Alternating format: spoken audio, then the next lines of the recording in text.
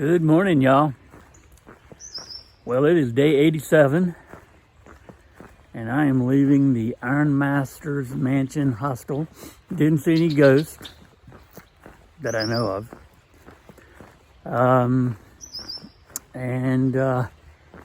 Yeah, it was a nice day. That Pine Grove Furnace is right next door, so you can eat. And I didn't do the ice cream challenge, but Sleepy did. And he knocked it out. He did the whole half gallon, so good for him. He did it the day before I got there.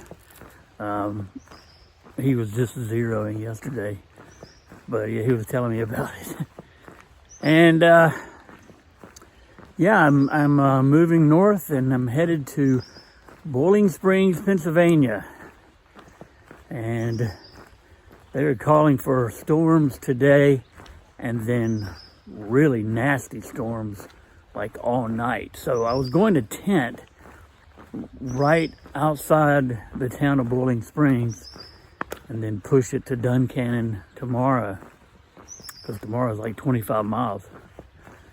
But with all these storms and being so nasty as they're calling for,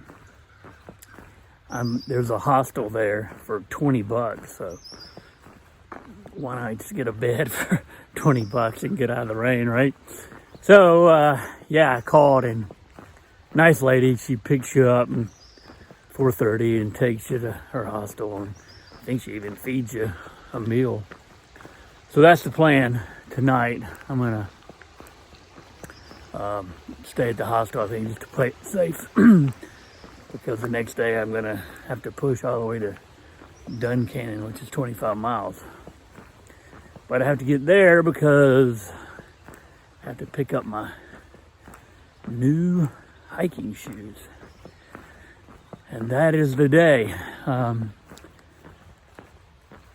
was looking at, once I get beyond Duncannon, boy, it gets really dicey because it gets so rocky and there's not many towns in between there and Port Clinton. It's about 70 miles. So, and that's the rockiest section in Pennsylvania. Just slows you down a whole lot, but we'll deal with it when we get there. All right, that's the morning. It was a good night's sleep and no ghost that I'm aware of. All right, let's keep going.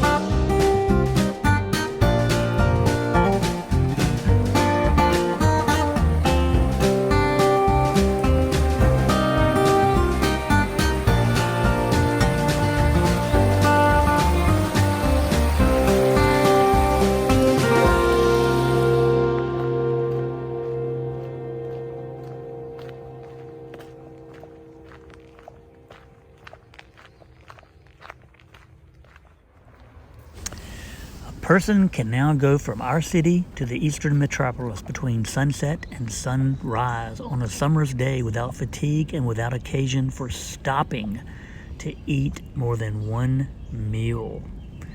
That was the quote in the Daily Morning Post in Pittsburgh on the opening of the Pennsylvania Railroad in 1854. Trains made Pennsylvania an industrial giant, but there was no urgency to invest in the technology until 1825, when the Erie Canal linked New York City to the Midwest markets. And suddenly, Pennsylvania had to find a way to compete with New York. Railroads unlocked the raw materials with which Pennsylvania was blessed, allowing manufacturing to flourish. In 1844, the Philadelphia and Reading Railroad became the first line in America to carry 1 million tons of freight in a year. And during the Civil War, railways moved troops and materials to the front lines and evacuated the wounded to hospitals. In this sprawling network, Pennsylvania became a crossroads with 4 major trunk lines linking the East Coast to western states and linking Canada and the northern states through Pittsburgh and Philadelphia.